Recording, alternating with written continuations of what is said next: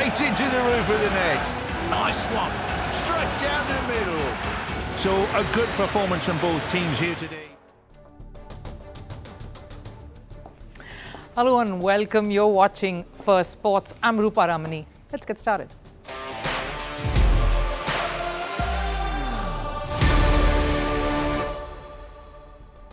Hello and welcome to Firstpost. It's great to be back. I'm Rupha Ramani, and what a weekend it has been, especially for Spain. Sports fans in the country had much to cheer about. The Euros and Wimbledon have given birth to two solid superstars, young guns who are certain to go on to becoming top sporting icons in the years to come. Carlos Alcaraz first sealed a dominant win over Novak Djokovic and then wished for his compatriots in football to triumph over England to lift the Euros. If it is Alcaraz leading the charge for Spain's tennis, Spanish football is never going to be the same, with Lamine Yamal shining bright on the world stage. What makes these two superstars special? That's coming your way. We also get you a ringside view into Copa America. Messi's tears turning to tears of joy has become the central narrative of the story. But with security lapses marring Copa America, we look at the USA as a sporting host and how the events in the recent past organized in the country have experienced many a roadblock. And a bit of cricket too to round it all up. We're speaking of chaos and confusion, so obviously, can Pakistan be far behind? Will the Champions Trophy see India participating in Pakistan?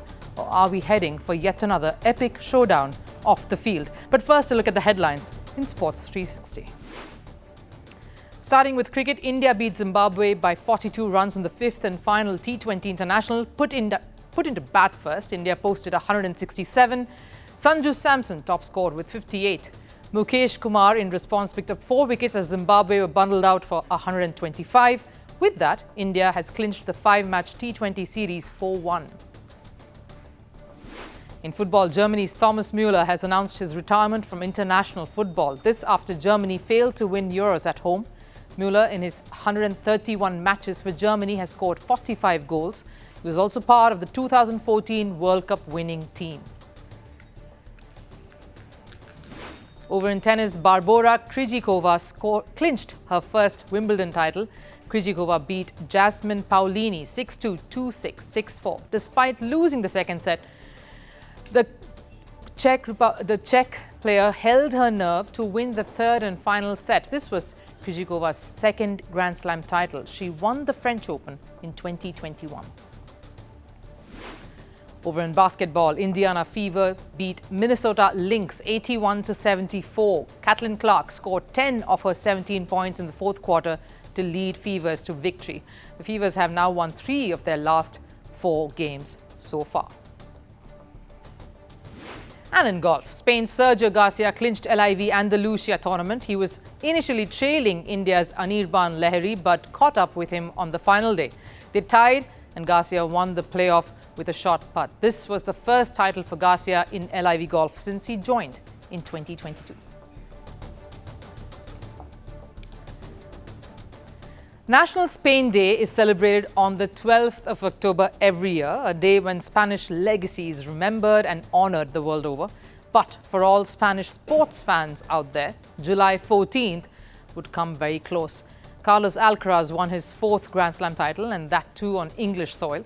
And just a few hours later, his football compatriots clinched the Euros title by beating England in the final. Nothing could be more poignant than this. Spain won a historic 4th Euros title after a 2-1 victory, and Spanish fans the world over were elated.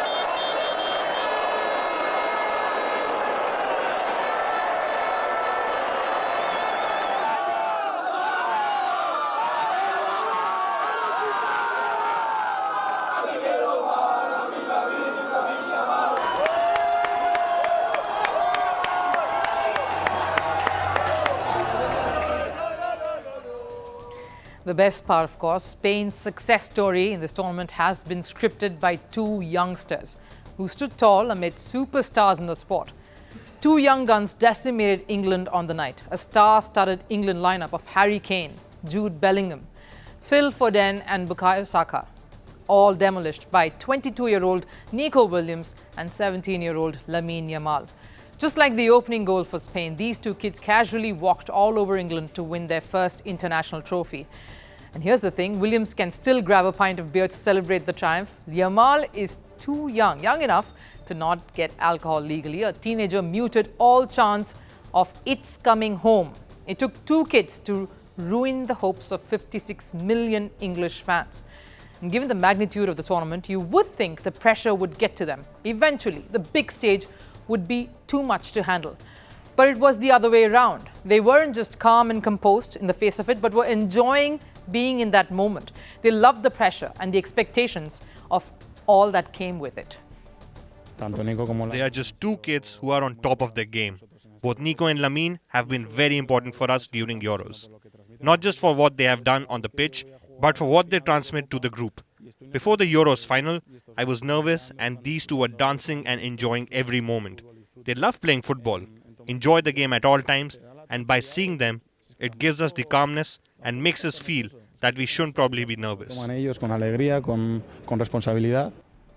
Maybe that's one of the secrets to their success, to Spain's football success. The two have enjoyed the game without feeling the pressure of it. The pressure of a big final. The biggest star to be born, the superstar emerging from this tournament, of course, has been Lamine Yamal, who's being celebrated everywhere, especially back in his hometown.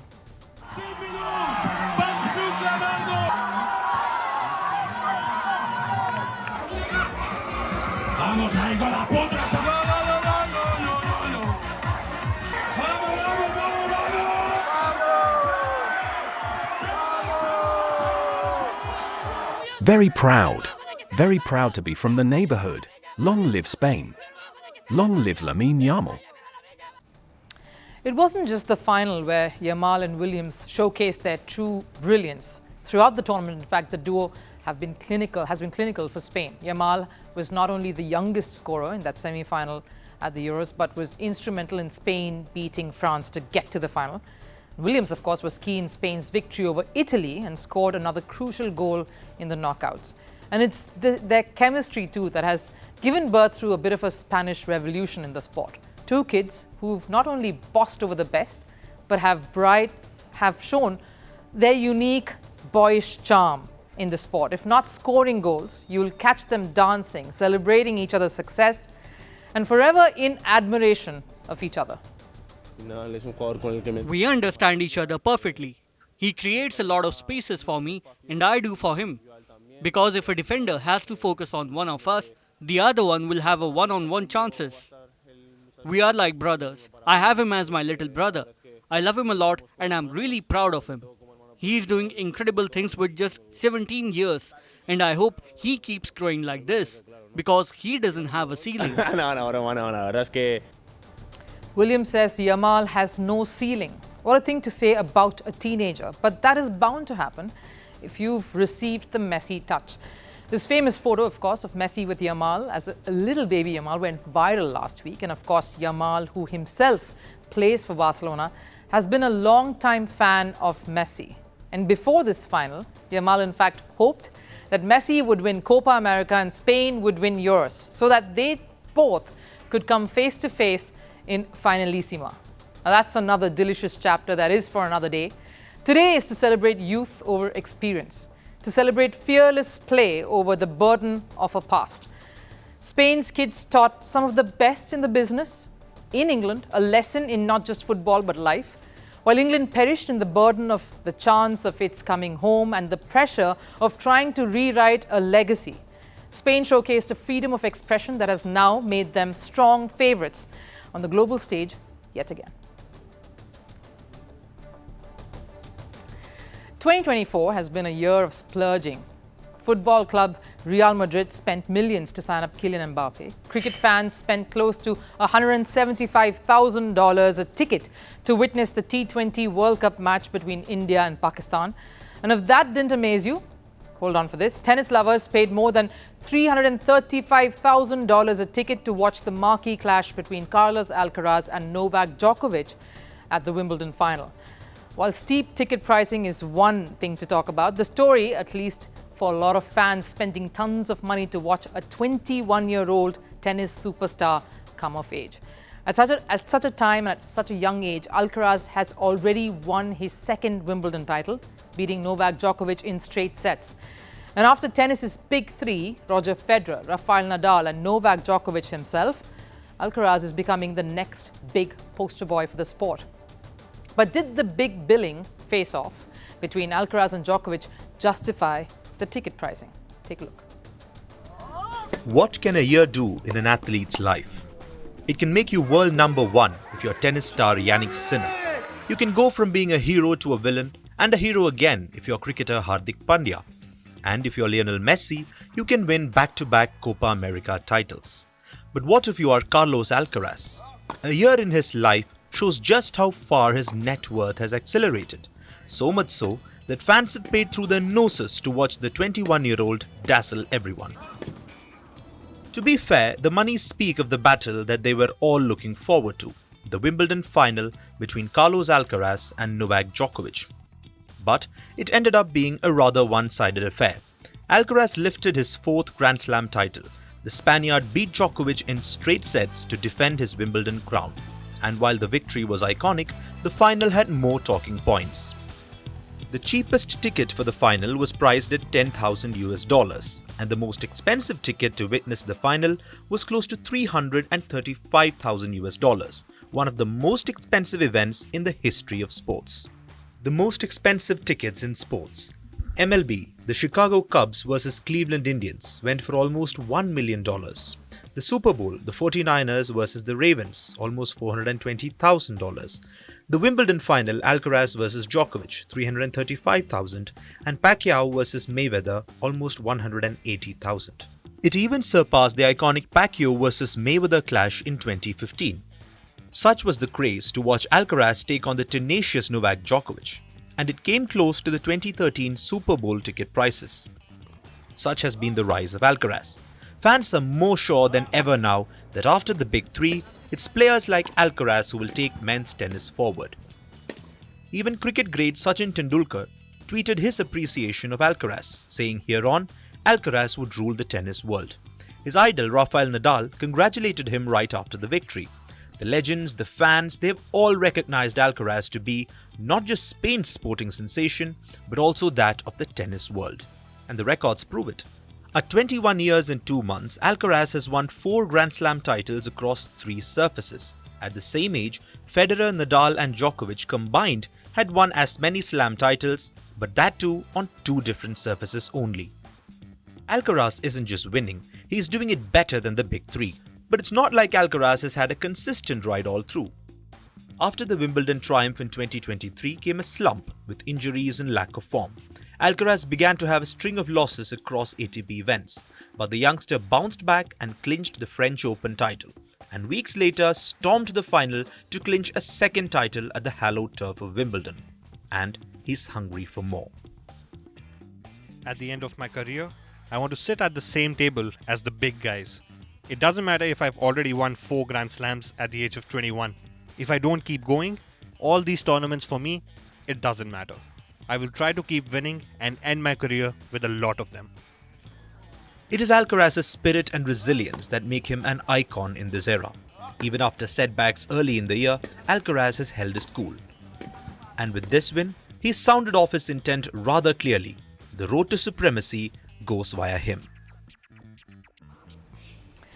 The weekend clearly belonged to Spain, whether it was stamping their class at Euros, claiming Wimbledon, and of course the Copa America. Argentina and Spain, what's the connect really, you ask?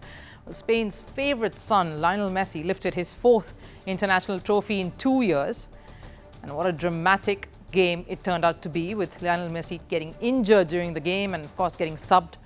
Messi was livid, he was in tears as he couldn't take, or at least what he believed, he couldn't take Argentina over the finish line, but Lautaro Martinez came off the bench to score the only goal in the 112th minute. That was enough for Argentina to beat Colombia in the final. But we're not talking about the triumph or the Messi magic or the lack of it. The focus is on USA. The country has come under the scanner for all the chaos that has marred the tournament. Before the start of the final, of course, many fans forced their way into the stadium without tickets, causing a bit of a delay in the final, leading to a scuffle between the security and the fans.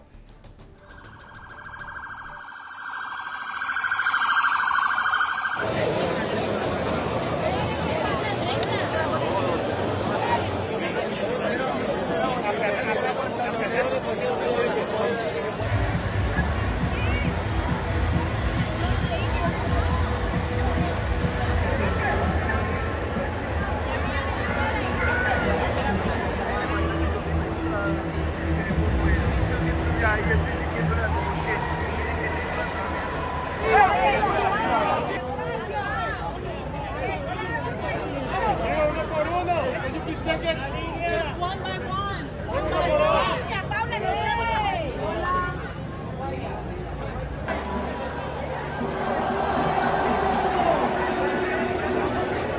What is it about Florida and sporting mishaps? Of course, first it was the T20 Cricket World Cup matches being washed away and no preparation properly in place for the grounds to come back and have matches to take place. And then, of course, it was utter mayhem outside the Hard Rock Stadium in Florida. The security was compromised, fans were enraged, and a showcase event was affected. We've been here for an hour and a half outside the stadium. We paid $10,000 for 5 tickets and we are still outside and they don't open the gate. I hope the World Cup, which is going to be in the United States, won't be the same. The organization has been terrible. We have tickets, they won't let us in. They overflowed when they opened the gates. They let people in who didn't have tickets. And here's what makes this a lot worse. This was not the only ruckus to cast a shadow on the tournament. During the semi-final encounter between Uruguay and Colombia, Uruguay players were involved in a brawl with fans, not because Uruguay failed to make it to the final. Shockingly, it was because Colombian fans were attacking Uruguay players' families in the stands. Gruesome pictures of Uruguay player Darwin Nunez jumping into the stands to fight off fans who were attacking his family went viral. Nunez was also attacked by a fan in the process. This has also led to questions being raised on the security in place for the family and the seating arrangements too, because family members aren't usually put up in the same stands as the opposition team. Chaos America and poor organization rings a bell, doesn't it? Not the first time America has been criticized over their organizational faux pas. While it was security concerns in football, the T20 World Cup highlighted bigger concerns, from poor facilities for players to ISIS threat during the India-Pakistan match, and of course lack of preparation when it came to the pitches on offer. We're talking about the US, a country that has immense resources, the monetary weight and all the facilities it can ever garner. And yet somehow they seem to be missing a few key tricks when it comes to hosting such events, like the Copa America. Now, what's more surprising is that US has hosted mega sporting events in the past. The Super Bowl comes to mind, of course, NBA Finals. All have witnessed massive turnout, attendance. They've hosted Olympic events in the past. So what's gone wrong here over the last few months?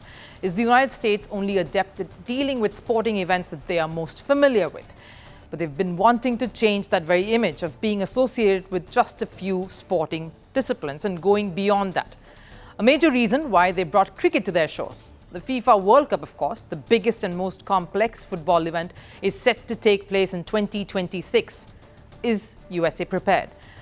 And it's not just that. Another Olympics edition is around the corner in some years, in 2028. The dynamics of sports organization and, of course, execution too has changed and is constantly changing. And USA somehow is failing to keep pace with it. There are some basic lapses that seem to have occurred with these two recently concluded mega events. Maybe a review of certain aspects that go into organizing these major events needs to be done, and very soon.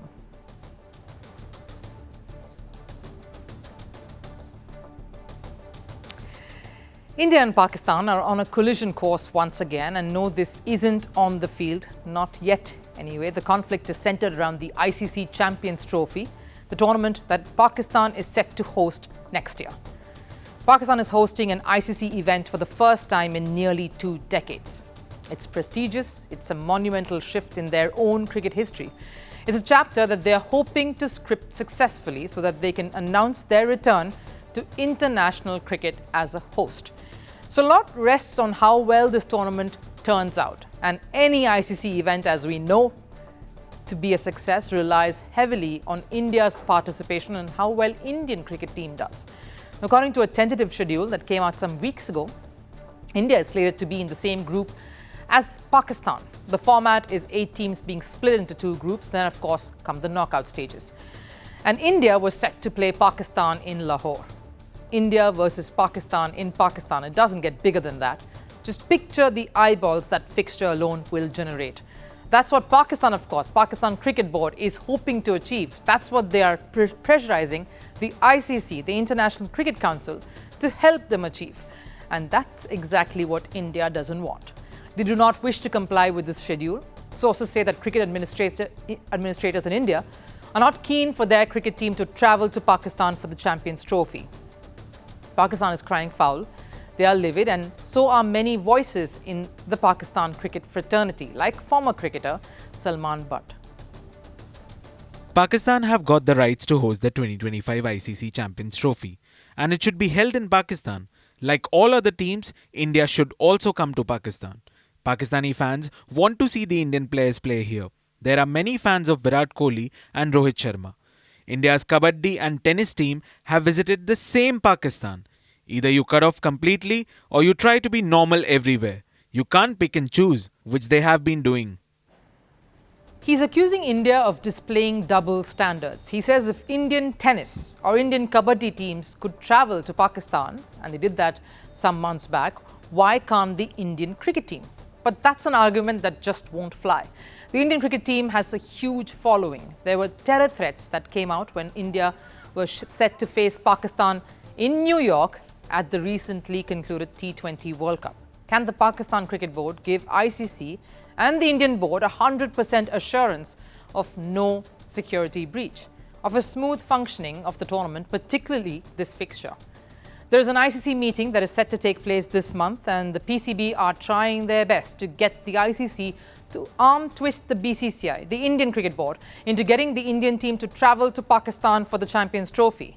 India surely wants to travel for the event, just not to Pakistan. The counter-proposal that has come up, and again along very predictable lines and tried and tested formula, a hybrid model. All of India games at a neutral venue, mostly UAE in Dubai. That's been carried out in the past, so why not this time as well? And if India progresses to the semi-final and the final, those fixtures would also be in the neutral venue, not in Pakistan. Pakistan, of course, do not want this. This hybrid setup would mean a division in revenue, a slash in their profits from sponsors, venues, ticketing, and every other paraphernalia that comes with hosting a big ICC event.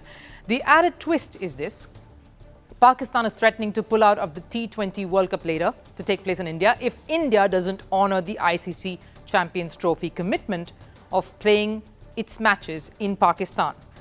But can Pakistan afford to do this? Do they have the clout to threaten a withdrawal and get what they want? My guess, like some of yours, is the same. I'm afraid not. But this is surely one very, very interesting subplot that is going to unfurl in the weeks to come. Time for last serve. So many major sporting events already out of the way, but the biggest of them all is coming up. Paris is gearing up for the Olympics. France football legend Thierry Henry kicked off the torch relay. The relay will now pass through some Paris's iconic landmarks like the Notre Dame Cathedral, the Louvre, and the Grand Palais. Take a look.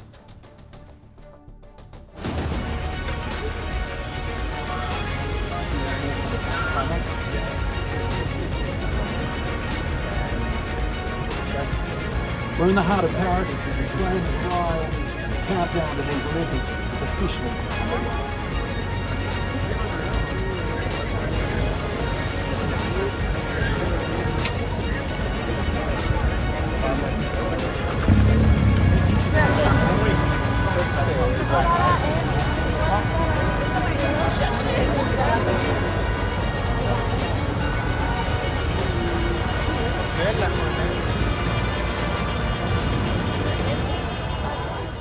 That wraps up First Sports here today. I'll see you again tomorrow. Till then, do take care.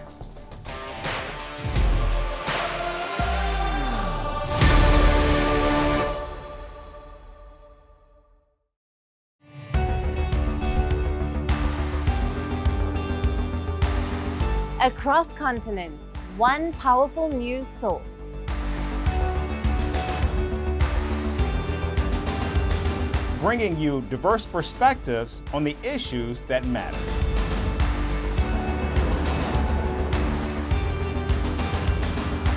We go beyond the boundaries to give you that little extra about every sporting moment.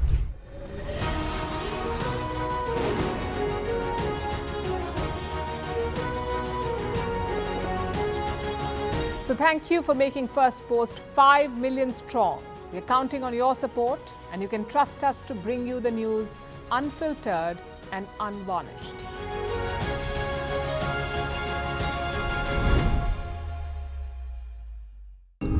As the world warms, nature's sentinels will rise. As a billion hands will dig deep to write a new future for our planet.